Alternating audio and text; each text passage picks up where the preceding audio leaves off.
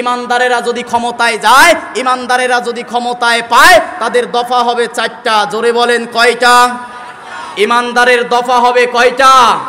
আল্লাহ রাব্বুল আলামিন সূরা হজের 41 নম্বর আয়াতের মধ্যে বলেন, আল্লাযীনা ইম্মাক্কান্নাহুম ফিল আরদি আকামুস সালাম ওয়া আতাউয যাকাতা ওয়া আমারু বিল মা'রুফি ওয়া নাহাউ আনিল মুনকার ওয়া লিল্লাহি আকিবাতুল উমুর। জোরে বলি আল্লাহু আকবার।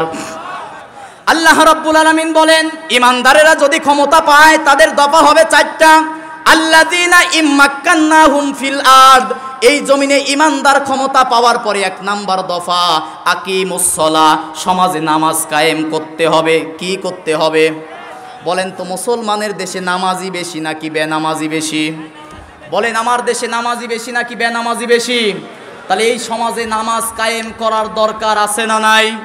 আল্লাহকে প্রশ্ন করি যে আল্লাহ, আপনি তো অনেক দায়িত্ব আছে, কেন আপনি ইমানদারেরা ক্ষমতায় গেলে নামাজের কথা বললেন? নামাজ কায়েম হলে কি হবে? আল্লাহ সূরা কোরআনের আনকাবুতের মধ্যে, আনকাবুতের 45 নম্বর আয়াতের মধ্যে আল্লাহ পাক বলতেছেন, এই সমাজে যদি তোমরা সমাজে যদি তোমরা নামাজ কায়েম করতে পারো, সমাজের সব খারাপ কাজ বন্ধ হয়ে যাবে। আল্লাহু আকবার বলেন। আল্লাহ রাব্বুল আলামিন বলেন, উতলু মা উহিয়া ইলাইকা মিনাল কিতাবি ওয়া আকিমুস সালাহ ইন্নাস সালাতা তানহা আনিল ফাহশাই ওয়াল মুনকার ওয়া লাযিকরুল্লাহি আকবার। জোরে বলি আল্লাহু আকবার। আল্লাহ রাব্বুল আলামিন বলেন, যদি তোমরা আকিমুস সালাহ, সমাজের মধ্যে নামাজ কায়েম করতে পারো, আল্লাহ চ্যালেঞ্জ দিয়ে বলতেছেন, ইন্নাস সালাতা তানহা আনিল ফাহশাই ওয়াল মুনকার। আল্লাহ বলতেছেন, নামাজ যদি সমাজে কায়েম হয়ে যায়, ওই সমাজের মধ্যে কোনো অশ্লীল, ফাহিশা, খারাপ কাজ থাকবে না। সুবহানাল্লাহ বলেন। তাহলে নামাজ কায়েম করার দরকার আছে না নাই? বলেন, আল্লাহর জমিনে আল্লাহর দিন কায়েম করার দরকার আছে না নাই? তাহলে 1 নম্বরে ইমানদারের দফা হবে, ইমানদার যদি ক্ষমতায় যায় 1 নম্বরে সংসদে বিল আনবে যে মুসলমান যারা নামাজ পড়তে হবে তাদের। ঠিক কিনা বলেন? 2 নম্বরে ওয়াতুজ যাকাত, সুদ বন্ধ করে যাকাত ভিত্তিক অর্থনীতি কায়েম করে ধনীদের কাছ থেকে যাকাত কালেকশন করার দরকার আছে না নাই? আমার দেশের ধনীরা এখন কেমনে যাকাত দেয় জানেন? মাইকিং করে যে আগামীকাল অমুক ধনীর, অমুক পরামানিকের যাকাতের কিছু শাড়ি দেওয়া হবে, কিছু লুঙ্গি দেওয়া হবে। গরিব মানুষ সেখানে ভিড় করে। যাকাতে যারা মাইকিং করে শাড়ি আর লুঙ্গি দেয়, ওদের যাকাত কবুল হয় না। ঠিক কিনা বলেন? বলতে পারেন যে হুজুর এত বড় ফতোয়া দিলেন যে যাকাত লক্ষ লক্ষ টাকা খরচ করে দিচ্ছে, যাকাত কবুল হবে না। যাকাতের কোনো শাড়ি আর লুঙ্গি নাই। ঠিক কিনা বলেন? যাকাতের সম্পদ আপনি একজনকে দিয়ে দেন 50,000 টাকা, ও একটা অটো রিক্সা কিনে ওর 4 জনের পরিবার চালাতে পারবে। ঠিক কিনা বলেন? আপনি যাকাতের 30,000 টাকা দিয়ে একটা মহিলাকে আপনি সেলাই মেশিন কিনে দেন, ও সেলাই মেশিন ঘরের মধ্যে জামা কাপড় তৈরি করে ও পরিবার চালাতে পারবে। ঠিক কিনা বলেন? যাকাতের কোনো শাড়ি, যাকাতের কোনো লুঙ্গি নাই, আপনি সেটা সাধারণ দান হিসাবে দিতে পারেন। ঠিক কিনা বলেন? তাহলে 1 নম্বরে নামাজ কায়েম করতে হবে, 2 নম্বরে যাকাত দিতে হবে, 3 নম্বরে ভালো কাজের আদেশ করতে হবে, 4 নম্বরে খারাপ কাজ নিষিদ্ধ করতে হবে। আমার দেশে গান বাজনা আছে না নাই? ওখানে মনে হয় হিন্দুরা যায়, ফতোয়া দিচ্ছেন, এখানেও গান শোনা লোক আছে না নাই? কনসার্ট হলে লোকজন মুসলমানেরা যায় কি যায় না? তাহলে তো ইমানের মধ্যে ভেজাল হয়ে গেল। কোরআনও শোনে, গানও শোনে, এরা কি প্রকৃত ইমানদার হতে পারে? বলেন, মুসলমানেরা ইমানদারেরা শুনবে আল্লাহর কোরআন। ঠিক কিনা বলেন? দফা 4টা মনে রাখবেন। ইমানদারের 1 নম্বর দফা নামাজ পড়তে হবে, নামাজ কায়েম করতে হবে। 2 নম্বরে যাকাত ভিত্তিক অর্থনীতি কায়েম করতে হবে। 3 নম্বরে ভালো ভালো কাজ, তাফসির মাহফিল করতে হবে। 4 নম্বরে অবৈধ খারাপ কাজ সমাজে আইন জারি করে বন্ধ করতে হবে। ঠিক কিনা বলেন? আল্লাহ রাব্বুল আলামিন যে ব্যাখ্যায় ছিলাম, কিছু মানুষকে যখন কোরআন দিয়ে ডাকা হবে যে সুদ খাওয়া যাবে না, ঘুষ খাওয়া যাবে না, মিথ্যা কথা বলা যাবে না, গীবত করা যাবে না, কিছু মুসলমান আছে যারা সুদ খায়, তখন তারা মন খারাপ করে। ঠিক কিনা বলেন? আমার দেশে সুদ আছে না নাই? সুদের বহু কথা শুনছেন, 2টা আয়াত শোনেন। আল্লাহ রাব্বুল আলামিন সূরা বাকারা 277 নম্বর আয়াতের মধ্যে বলেন, ইয়া আইয়ুহাল্লাযীনা আমানুত্তাকুল্লাহা ওয়াজারু মা বাকিয়া মিনার রিবা ইন কুনতুম মুমিনিন। জোরে বলি আল্লাহু আকবার।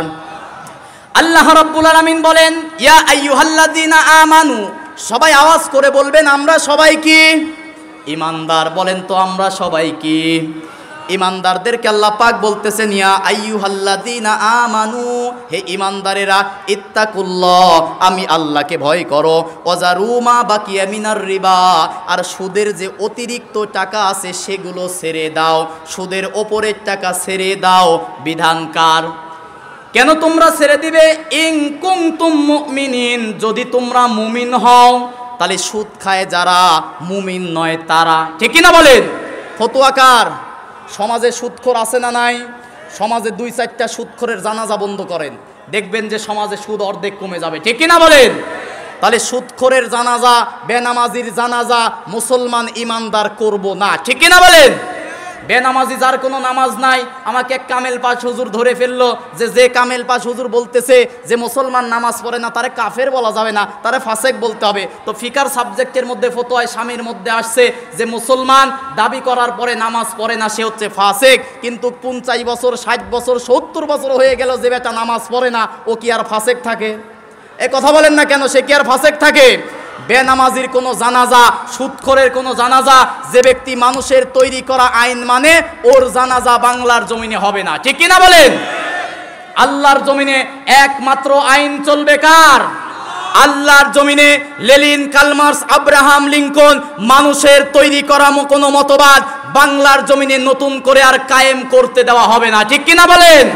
আল্লাহর জমিনে আগামীতে আমরা দ্বীন ইসলাম, কোরআন কায়েম করব, ঠিক কিনা বলেন? আল্লাহ পাক বলেন, কিছু মানুষ আছে তারা সুদের অতিরিক্ত টাকা যারা ছাড়বে না, ইন কুনতুম মুমিনিন, তারা মুমিন হতে পারবে। এরপর আল্লাহ রাব্বুল আলামিন সূরা ইমরানের 130 নম্বর আয়াতের মধ্যে বলেন, ইয়া আইয়ুহাল্লাযীনা আমানু লা তাকুলুর রিবা আদআফাম মুদাআফা ওয়াত্তাকুল্লাহা লাআল্লাকুম তুফলিহুন। জোরে বলি আল্লাহু আকবার। আল্লাহ রাব্বুল আলামিন বলেন, ইয়া আইয়ুহাল্লাযীনা আমানু, হে যাহারা ঈমানের দাবি করো, ঈমানদারেরা শোনো, লা তাকুলুর রিবা, তোমরা সুদের টাকা ভক্ষণ করো না, সুদের টাকা খেও না। আদআফাম মুদাআফা, চক্রবৃদ্ধি হারে তোমরা সুদের টাকা খেও না। যদি সুদ তোমরা ছেড়ে দিতে পারো, ওয়াত্তাকুল্লাহা লাআল্লাকুম তুফলিহুন, আশা করা যায় তোমরা সফল হবে। বলি সুবহানাল্লাহ। বাংলাদেশে সুদ থাকার কারণে আল্লাহর রহমত আসে না, এই জন্য সুযোগ আসতেছে সুদ বন্ধ করে আগামীতে জাকাত ভিত্তিক অর্থনীতি কায়েম করতে হবে, ঠিক কিনা বলেন? আল্লাহর জমিনে আল্লাহর দ্বীন ইসলাম কায়েম করার দরকার আছে না নাই? সবাই বলেন, আল্লাহর জমিনে আল্লাহর দ্বীন ইসলাম কায়েম করার দরকার আছে না নাই? প্রশ্ন করতে পারেন যে হুজুর বারবার এত কথা বলতেছেন, আল্লাহর জমিনে কেন আল্লাহর দ্বীন কায়েম করতে হবে? একটা কারণ আছে না নাই? আল্লাহর জমিনে আল্লাহর দ্বীন কায়েম করতে হবে কারণ কোরআনের মধ্যে কোনো ভুল নাই, ঠিক কিনা বলেন? আল্লাহ রাব্বুল আলামিন সূরা আনআমের 115 নম্বর আয়াতের মধ্যে বলেন, ওয়াতাম্মাত কালিমাতু রাব্বিকা সিদকাও ওয়া আদলা লা মুবাদদিলা লিকালিমাতিহি ওয়া হুয়াস সামিউল আলিম। জোরে বলি আল্লাহু আকবার। আল্লাহ রাব্বুল আলামিন বলেন, ওতাম্মাত কালিমাত, হে নবী, তাম্মাত মানে পরিপূর্ণ, কালিমাত মানে আপনার রবের কালাম, রব্বিকা আপনার রবের কালাম, বিসমিল্লাহর বা থেকে নাসের শিন পর্যন্ত আল্লাহ পাক বলেন সিদক, কোরআনের মধ্যে যা আছে সব সত্য। সুবহানাল্লাহ বলেন। 1 নম্বরে কোরআনের মধ্যে আছে সত্য, 2 নম্বরে আছে ওয়াদলা, ন্যায় এবং ইনসাফ। এবার বলেন, কোরআনের মধ্যে আছে ন্যায় এবং ইনসাফ, কোরআনের মধ্যে আছে সত্য, কোরআনের মধ্যে আছে ন্যায় আর ইনসাফ।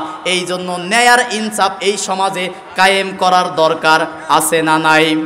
কিছু মানুষ আছে নামাজ পড়ে কোরআন দিয়ে, হজ করে কোরআন দিয়ে, রাজনীতি করে মানুষের তৈরি করা নিয়ম নীতি দিয়ে। এদের ঈমান আর আবু জেহেলের ঈমান এক, ঠিক কিনা বলেন? সূরা ইমরানের 154 নম্বর আয়াত, একটু মনোযোগ দিয়ে শুনবেন। আবু জেহেল, উতবা, শাইবা, ওয়ালিদ বিন মুগিরা সবাই আসলো মুহাম্মদ সাল্লাল্লাহু আলাইহি ওয়াসাল্লাম, আমার আপনার নবীর কাছে আসলো। সে বলতেছে, মুহাম্মদ আমরা তোমার সাথে কিছুদিন নামাজ পড়ব, তোমার সাথে আমরা রোজা করব, তোমার সাথে আমরা হজও করব। কিন্তু এই দুনিয়ায় এই সমাজ পরিচালনা করার জন্য যে আইন দরকার, এটা আমরা নিজের মন মতো করব। বলেন তো এতে কি আল্লাহ খুশি হবে?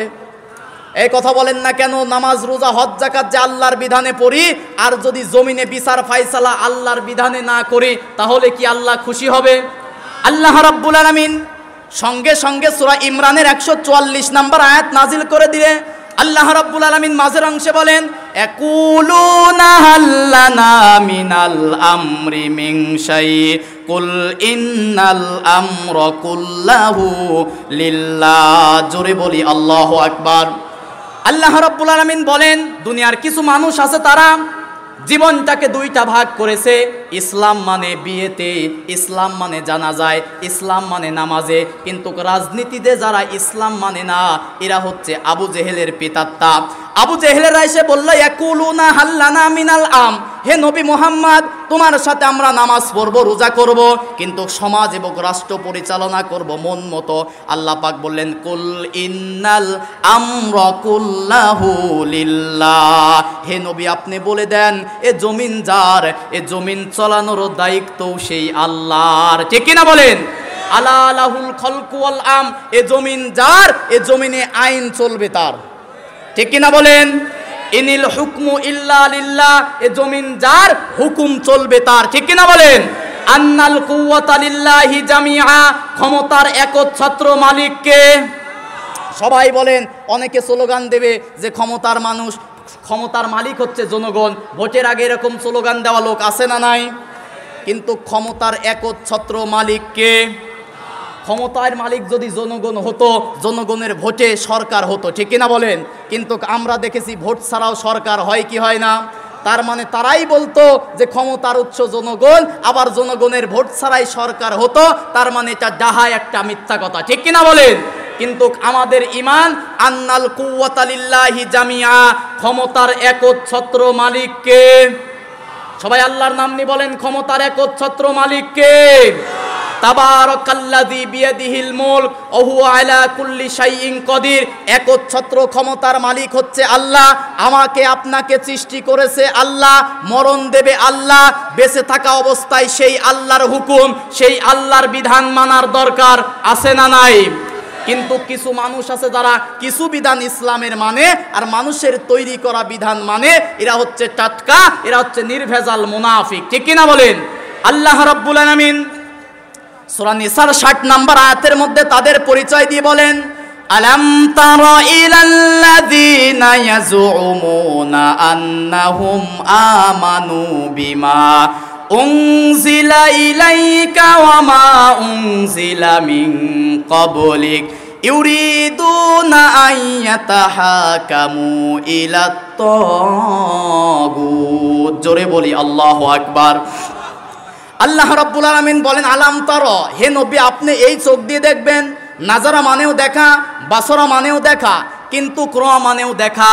আল্লাহ পাক বলতেছেন আলাম তারা, হে নবী আপনি এই চোখ দিয়ে দেখবেন। কিছু মানুষ আছে তারা আন্নাহুম আমানু, তারা বলবে আমরা ঈমান এনেছি। আন্নাহুম আমানু বিমা উনজিলা ইলাইকা, কোরআনের প্রতি ঈমান এনেছি। ওমা উনজিলা মিন ক্বাবলিক, এবং কোরআনের পূর্বে যে কিতাব এসেছে তার প্রতিও ঈমান এনেছি। কিন্তু ইউরিদুনা আন ইয়াতাহাকামু ইলাত তাগুত, আর দুনিয়ায় যখন তারা বিচার ব্যবস্থা করতে যাবে, তখন তারা মানুষের তৈরি করা তগুদের বিচার ব্যবস্থা মানবে। এমন মুসলমান আমার দেশে আছে না নাই? কথা মনে হয় বুঝতেছেন না। কোরআন দিয়ে তারা ধর্মকর্ম করে, কিন্তু বিচার ব্যবস্থা করে ইউরিদুনা আন ইয়াতাহাকামু ইলাত তাগুত। মানুষের মধ্যে যখন বিচার ফায়সালা করতে যায়, তখন তারা তাগুত তথা মানুষের তৈরি করা নিয়ম নীতি দিয়ে বিচার করে। এরকম বিচার আমার দেশে আছে না নাই? এবার বলেন, সবচেয়ে উত্তম বিচারক কে? আলাইসাল্লাহু বিআহকামিল হাকিমিন, ন্যায় বিচারক কে? আল্লাহর চেয়ে কি ভালো আইন কেউ দিতে পারে?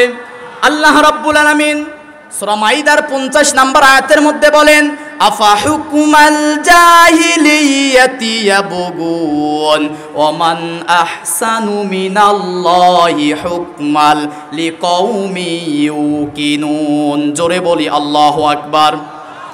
আল্লাহ রাব্বুল আলামিন বলেন, আফা হুকমাল জাহিলিয়াতি ইয়াবগুন, তোমরা কি জাহেলদের মূর্খদের বানানো জীবন বিধান তালাশ করো নাকি? আপনারা কি জাহেল মূর্খদের বিধান মানেন নাকি? মানুষের তৈরি করা বিধান মানেন নাকি?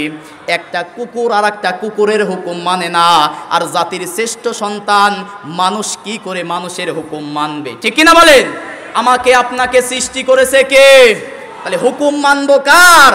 আল্লাহ পাক বলেন আফা হুকমাল জাহিলিয়াতি ইয়াবগুন, তোমরা কি জাহেলদের মূর্খদের বানানো বিচার ব্যবস্থা মানো? ওমান আহসানু মিনাল্লাহ, আহসান ইসমে তাফজিল ব্যবহার করে আল্লাহ পাক বলতেছেন আর আমি আল্লাহ আহসান সবচেয়ে উত্তম মিনাল্লাহ তোমাদের জন্য একটা বিচার ব্যবস্থা কোরআন নাজিল করেছি। সুবহানাল্লাহ বলেন। আল্লাহ রাব্বুল আলামিন সূরা ইমরানের 83 নম্বর আয়াতের মধ্যে এবার বলেন আফা গায়রা দীনিল্লাহি ইয়াবগুন ওয়া লাহু আসলামা মান ফিস সামাওয়াতি ওয়াল আরদি তাওআন ওয়া কারহা ওয়া ইলাইহি তুরজাউন। জোরে বলি আল্লাহু আকবার। আল্লাহ রাব্বুল আলামিন বলেন ফাইনা তাযহাবুন, তোমরা কোথায় দৌড়াও? মানুষের তৈরি করা আইন কখনো মানুষদেরকে শান্তি দিতে পারে না। ঠিক কিনা বলেন? 54 বছরে দেখলাম বাবার তৈরি আইন, স্বামীর তৈরি আইন, ম্যাডামের তৈরি আইন, জননীর তৈরি আইন দেখলাম, কিন্তু বাংলার 54 বছরে একটা দিন ধর্ষণ মুক্ত দেখাতে পারে নাই। ঠিক কিনা বলেন? কিয়ামত পর্যন্ত পারবে না যদি সংসদে কোরআন কায়েম না হয়। আমি কোরআন হাতে নিয়ে বলে যাচ্ছি, এই সমাজের মধ্যে আপনি চুরি, ডাকাতি, টেন্ডারবাজ, সাদাবাজ, ধর্ষণ বন্ধ করতে পারবেন না। চুরি, ডাকাতি, হাউজি লটারি, অত্যাচার, জুলুম, অবিচার যদি বন্ধ করতে চান, সংসদে কোরআনের রাজ কায়েম করতে হবে। ঠিক কিনা বলেন?